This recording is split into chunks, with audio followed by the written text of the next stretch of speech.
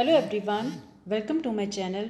Today we'll discuss about chapter number 6, that is combustion and flame. This chapter has been taken from grade 8th science NCERT book, right? So let's start with the chapter that is combustion and flame. सबसे पहले हमें ये पता होना चाहिए कि combustion का मतलब क्या है। जलने की प्रोसेस को हम कंबशन बोलते हैं एंड फ्लेम का मतलब है जो लौ बनती है। ठीक है, बेसिकली हम ये पढ़ेंगे कि कोई चीज़ जलती कैसे है, कौन सी ऑब्जेक्ट जलनशील है मीन्स कंबस्टिबल है, कितने टेम्परेचर पे कोई चीज़ कैसे बर्न करती है, क्या हर एक चीज़ फ्लेम के साथ बर्न करती है या कुछ चीज़ें हैं जो सिर्फ ग्लो करती हैं, right. So all this will discuss in this that is combustion and flame. So let's get started. So we use different kind of fuel for various purposes at home, in industries and for running automobiles. तो हम जो है बहुत प्रकार का fuel use करते हैं। Fuel means ईंधन यूज़ करते हैं इंडस्ट्री में, ऑटोमोबाइल्स में एंड होम में। ठीक है, तो इंडस्ट्री की बात करें जैसे कि आप डीजल इस्तेमाल करते हो, पेट्रोल इस्तेमाल करते हो, CNG we use wood, we use charcoal, we use cow dung, we use LPG gas. So all these are the types of the fuel. Now can you name a few fuels used in our home? Right, so आपकी list में क्या क्या होगा, जैसे कि मैंने अभी बोला कि जैसे cow dung, wood, coal, charcoal, petrol, diesel, compressed natural gas etcetera, right. So you are familiar with the burning of a candle. तो आपको पता है कि कैंडल कैसे जलती है। So what is the difference between the burning of a candle and the burning of a fuel like coal. तो जैसे एक कोला जलता है और एक मोमबत्ती जलती है, उन दोनों में डिफरेंस क्या होता है। तो अगर जो कैंडल जलती है वो लो के साथ जलती है, तो जो कोयला होता है वो सिर्फ ग्लो करता है, right. So it does not have its own flame, right. So maybe you were able to guess right, that is candle burn with flame whereas coal does not. Similarly you will find many other materials burning without a flame. तो ऐसी आपके पास बहुत सारी और चीज़ें होंगी जिसको आप देख सकते हैं आपकी सराउंडिंग्स में जो कि बिना फ्लेम के जलती हों, राइट। तो आज जो हम डिस्कस करने जा रहे हैं व्हाट इज़ कंबस्शन। ठीक है, तो आज का हमारा टॉपिक होगा व्हाट इज़ कंबस्शन। तो एक कंबस्शन बेसिकली क्या है। कंबस्शन एक क्या है, केमिकल प्रोसेस है। सबसे पहले आपको ये पता होना चाहिए ये फिजिकल प्रोसेस है, ये केमिकल प्रोसेस है। तो कंबस्शन क्या है, C for combustion, C for chemical. तो ये एक केमिकल प्रोसेस है, इसमें जो सब्सटेंस रिएक्ट करती है ऑक्सीजन के साथ to give off the heat, right. तो सबसे पहले you must be familiar what is the combustion. तो ये एक भी आपको डेफिनेशन आ सकती है। So what is the combustion. तो अब जो है हम पढ़ते हैं ये क्या होता है। तो आपने जो पिछली प्रीवियस क्लासेस में यू माइट हैव रेड कि मैग्नीशियम जब ऑक्सीजन के साथ जो है अपने मैग्नीशियम रबर को जो एक रिबन होता है उसको जलाया था, तो it give magnesium oxide plus heat plus light. आपको याद है इसने वाइट कलर की फ्लेम दी थी। तो उसी तरीके से अगर हम चारकोल की बात करें, चारकोल क्या है, ए फॉर्म ऑफ कार्बन है। जब ये ऑक्सीजन के साथ मिला तो इसने क्या दी, carbon dioxide plus heat plus light. तो ये हमने देखा चाहे मैग्नीशियम है चाहे चारकोल है, दोनों ने जब ऑक्सीजन की प्रेजेंस में क्या दिया, ऑक्साइड दिया, हीट दी प्लस लाइट दी। So a chemical process in a which substance react with oxygen to give off heat, it is called combustion, right। इतनी बात आपको समझ आ गई। Now let's see what is this saying. We find that charcoal burns in air. We know that coal too burn in air, producing carbon dioxide, heat and light. तो जब charcoal या कोयला जलता है तो वो हीट एंड लाइट देता है और कार्बन डाइऑक्साइड इसमें बनती है, क्योंकि एक नई सब्सटेंस फॉर्म हो रही है। That's why we call it as a chemical reaction, right। So let's see here. A chemical process in which a substance react with oxygen to give off heat is called combustion. So what is combustion? ये chemical process है in which a substance react with oxygen to give off heat and it is called combustion. The substance that undergo combustion is called combustible. So what is combustible substance? जो चीज़ जलनशील है, जो चीज़ जल जाएगी, so that is called combustible. अगर आप लोहे का कोई कील ले, क्या वो जल जाएगा? नहीं। So that is non combustible. आप पेपर लोगे, पेपर झट से जल जाएगा, so means paper is combustible. So it is also called a fuel, right. तो जो भी चीज़ जलनशील है, जो चीज़ जल सकती है in the presence of oxygen, we call it as a combustible substance. और इसको हम ईंधन भी बोलते हैं, फ्यूल भी बोल सकते हैं। तो ये फ्यूल क्या हुआ, फ्यूल जो होता है it can be in the form of fuel can be it in the form of solid, liquid and gas. तो सॉलिड में आपके पास क्या आएगा, जैसे काउडंग केक आ गया, right. So you get coal, charcoal. Liquid में आपके पास क्या आ गया, डीजल, पेट्रोल। गैस में LPG, CNG, right. So sometimes light is also given off during combustion either as a flame or as a glow. तो जो है कंबशन में लाइट भी प्रोड्यूस होती है, चाहे वो फ्लेम की हो या ऐसे एक ग्लो हो। So in the reaction mentioned above, magnesium and charcoal are combustible substance. तो वो हर सब्सटेंस जो ऑक्सीजन की प्रेजेंस में जल सकती है, हम उसको कंबस्टिबल सब्सटेंस बोलते हैं। So we were told that food is a fuel for our body. तो हमने तो ये भी पढ़ा था कि जो फूड है हमारी जो है लाइफ के लिए फ्यूल है। Definitely yes, in our body food is broken down by reaction with oxygen and heat is produce. तो ये सब हमने कहाँ पढ़ा था, क्लास 7 में। तो अब जो है हर क्या चीज़ जलनशील होगी क्या, हर चीज़ को जिसको हम आग लगाएंगे कि वो जल जाएगी? बहुत सारी ऐसी चीज़ें होंगी जो जलेंगी नहीं। So let's do this activity 6.1। तो जैसे आपके पास वुड है, अगर वो जल जाती है डेफिनेटली वो बर्न करेगी, तो ऐसी सब्सटेंस जिसको आग लग सकती है हम उसको कंबस्टिबल बोलेंगे। पेपर क्या है, कंबस्टिबल। आयरन नेल्स को आग नहीं लगती है, it is non combustible. Kerosene oil को झट से आग लगेगी, it is combustible. Stone piece non combustible. Straw it is combustible. Charcoal it is combustible. Match sticks they are combustible. तो हमने सब सब्सटेंसेस को सेपरेट कर लिया। So the substances that can catch fire they are called combustible substance. Example क्या होगी, would हो गया, पेपर हो गया, कैरोसिन ऑयल हो गया, स्ट्रॉ हो गया, चारकोल हो गया, मैच स्टिक हो गया। नॉन कंबस्टिबल सब्सटेंसेस वो होंगी जिनको आग नहीं लगती है। तो यहाँ पे एग्जाम्पल क्या हुई आपकी, iron nails and stone piece. तो I hope the these things are clear to you, what are combustible substances and what are non combustible substances. वो सब्सटेंस जिसको आग लग सकती है हम उसको कंबस्टिबल बोलेंगे, और वो सब्सटेंस जिसको आग नहीं लगती है हम उसको नॉन कंबस्टिबल सब्सटेंस बोलेंगे। Now let's do the activity 6.2।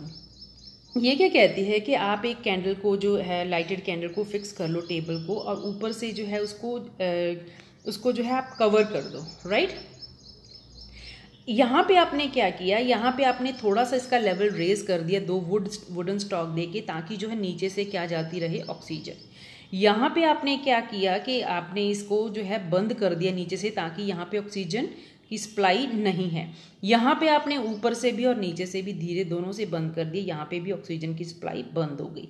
तो आप देखेंगे दोनों केसेस में, बी और सी केसेस में जो है ऑक्सीजन की सप्लाई कट ऑफ हो जाती है, तो जो कैंडल है वो जलना वो बंद हो गई है। जबकि ए में आप देख सकते हैं कि कैंडल अभी भी जल रही है, मीन्स जो है कंबस्टन के लिए, बर्निंग के लिए oxygen is very important. So we find that for combustion air is necessary. तो हर जो कंबस्टन के लिए सबसे इंपॉर्टेंट क्या है, एयर इज नेसेसरी।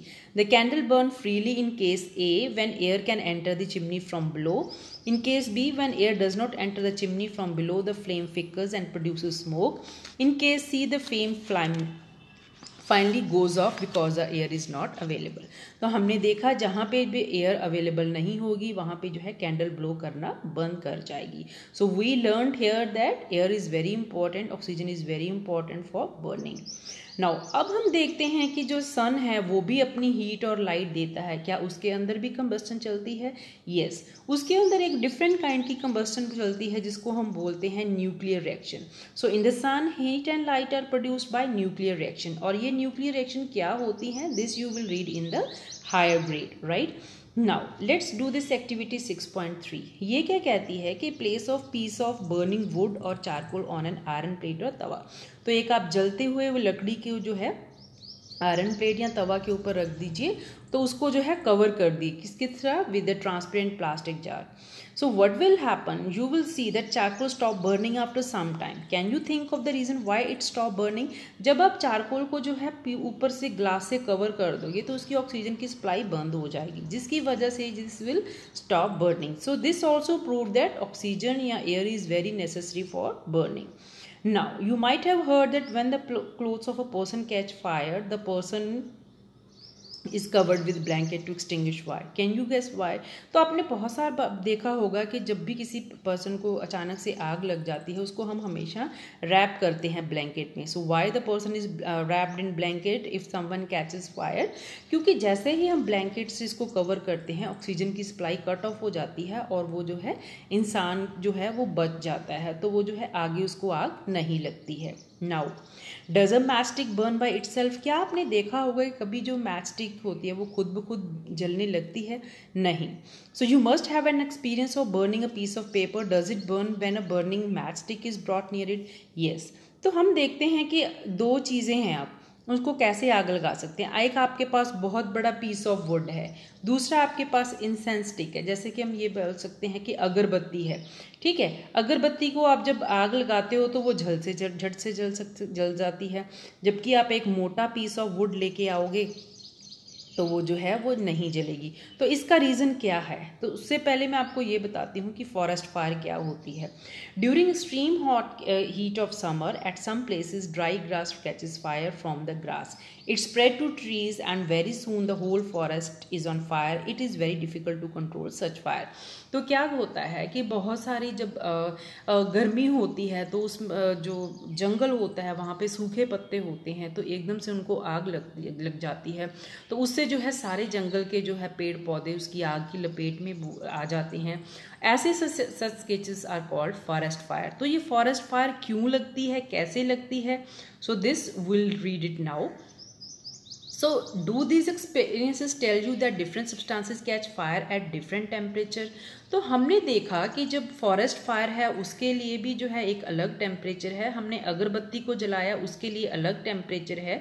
तो अगर हम पेपर को जलाएंगे तो वो अपने एक अलग टेम्परेचर पे जलेगा। अगर हम जलती हुई मैच स्टिक लेके आएंगे तो जो है अगर एक आपके पास मोटी वुड है, वुड का पीस है, अगर आप उसके पास जो बर्निंग स्टिक लेके आओगे तो जो है इंसेंस स्टिक, जैसे कि अगरबत्ती जल जाएगी, पेपर जल जाएगा, लेकिन एक बहुत मोटी तगड़ी वुड है वो नहीं चलेगी। तो ऐसा क्यों होता है?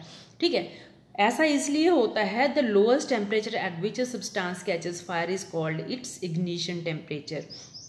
तो इग्निशन टेम्परेचर क्या होता है? लोएस्ट टेम्परेचर होता है eight which a substance catch fire. So this is very very important students. What is ignition temperature? It is the lowest temperature at which the substance catch fire. तो इस temperature को हम ignition temperature बोलते हैं। Can you tell now why a matchstick does not catch fire on its own at room temperature? Why does the matchstick start burning on rubbing it on the side of a matchbox? तो अब आपको पता चला कि जो matchstick है, जो अपनी तीली वाली डब्बी होती है, ये अपने आप इसको आग क्यों नहीं लग जाती है? क्योंकि जब हम इसको इसके साइड के साथ रब करते हैं तो उसके साथ फ्रिक्शन होती है, जिससे जो है उसका टेम्परेचर जो है फ्रिक्शन से जो उसका एकदम से रेज हो जाता है, that is equal to its ignition temperature, जिसकी वजह से जो है मैच स्टिक जो है आग पकड़ लेती है, राइट।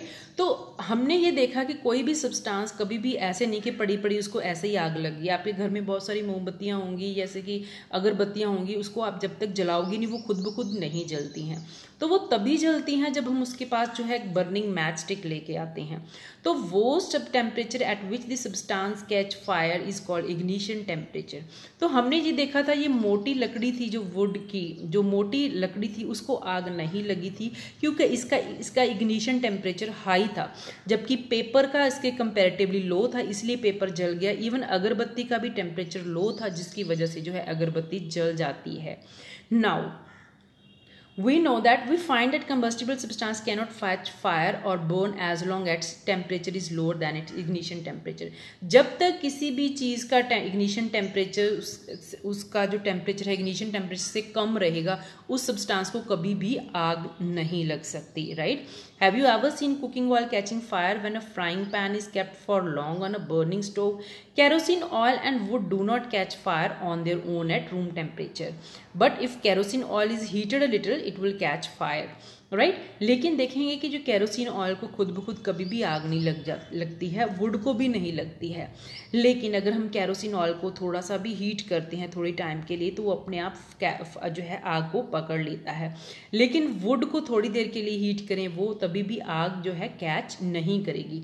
इसका मतलब क्या है कि जो है केरोसिन ऑयल है उसका जो है इग्निशन टेम्परेचर वो कम है as compare to ignition temperature of wood. ठीक है, जो तो मीन्स केरोसिन ऑयल को आग जल्दी लगेगी as compare to the wood. तो वुड का टेम्परेचर जो है हाई है, right. But if kerosene oil is heated little it will catch fire, क्योंकि इसका इग्निशन टेम्परेचर कम है। But if wood is heated little it would not catch fire because wood का जो इग्निशन टेम्परेचर वो हाई है। So does it mean that we need to take special care in storing kerosene oil? Definitely yes, क्योंकि जो है जो oil है इसको बहुत जल्दी आग लग जाती है, इसलिए जो है इसका, क्योंकि इसका जो है इग्निशन टेम्परेचर बहुत कम होता है, इसलिए ये बहुत जल्दी आग जो है पकड़ लेता है। तो यहाँ पे हमने एक जो है एक एक्टिविटी जो है करेंगे कि जैसे आपने एक वाटर का जो है पेपर कप बना लिया, सॉरी एक पेपर कप बनाया, तो इसको है जो पानी में डुबो लिया, इसको गीला कर लिया, ये सूखा ही है।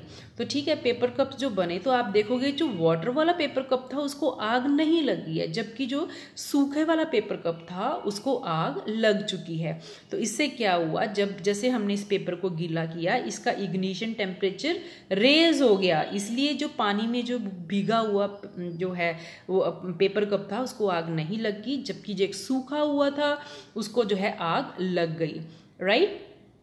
Now what happens to the empty paper cup? What happens to the paper cup with water? Does water in this cup become hot? कहने का मतलब है जो वाटर से गीला हुआ है ये जो पेपर कप, इसका जो है इसमें पानी गर्म होने लग जाएगा, इसको आग नहीं लगेगी, जबकि इसको आग लग जाएगी। तो इसको आग क्यों नहीं लगी? क्योंकि इसका जो है इग्निशन टेम्परेचर रेज हो गया। If we continue heating the cup, we can even boil water in the paper cup. Can you think of an explanation for this phenomenon? Now, the heat supplied to the paper cup is transferred to water by conduction. तो जैसे ही हम उस paper cup को गर्म कर रहे हैं तो ये जो पानी की हीट है वो जो पेपर कप है वो अपनी हीट किसको दे रहा है? To water by conduction. So in the presence of water the ignition temperature of paper is not reach, hence it does not burn. तो this is also very very important कि एक जो है पानी में भीगा हुआ जो है वाटर पेपर कप है उसको आग क्यों नहीं लग जाती है? क्योंकि जो है उसका जो है पेपर के थ्रू जो है उसकी जो उसको हीट ट्रांसफर हो रही है एंड जो है उसका जो इग्निशन टेम्परेचर रेस हो गया है। Now the substances which have very low ignition temperature and can easily catch fire with the flame are called inflammable substances. तो ऐसी सब्सटेंसेज जिनका जो है टेम्परेचर इग्निशन टेम्परेचर बहुत कम होता है, मीन्स इग्निशन टेम्परेचर कम है, वो बहुत जल्दी जो है आग पकड़ लेंगी, ऐसी सब्सटेंसेस को हम बोलते हैं inflammable substances. Examples of inflammable substances are जैसे कि पेट्रोल हो गया, अल्कोहल हो गया, एलपीजी हो गया, राइट।